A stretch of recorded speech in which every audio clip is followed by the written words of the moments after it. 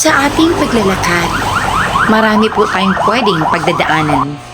Andyan yung mga emergency, andyan yung mga bagay na talagang humihila sa atin para tayo ay tumigil, magmasid, at lalo pang mas matuto.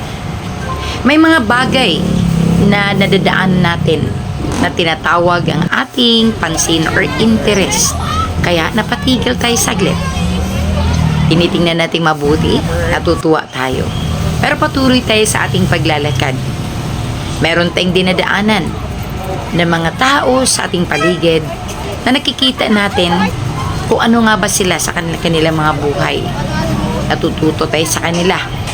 Tulad nito, dumadaan yung maraming estudyante.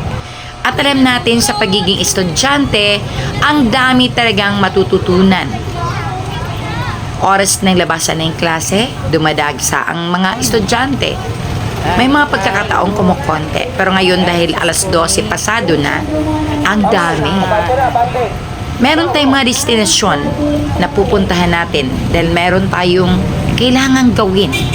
Katulad na lang ngayon, susunduin ko si Christian, kaya nadako ako sa kanyang paaralan. Storyang tunay at totoo.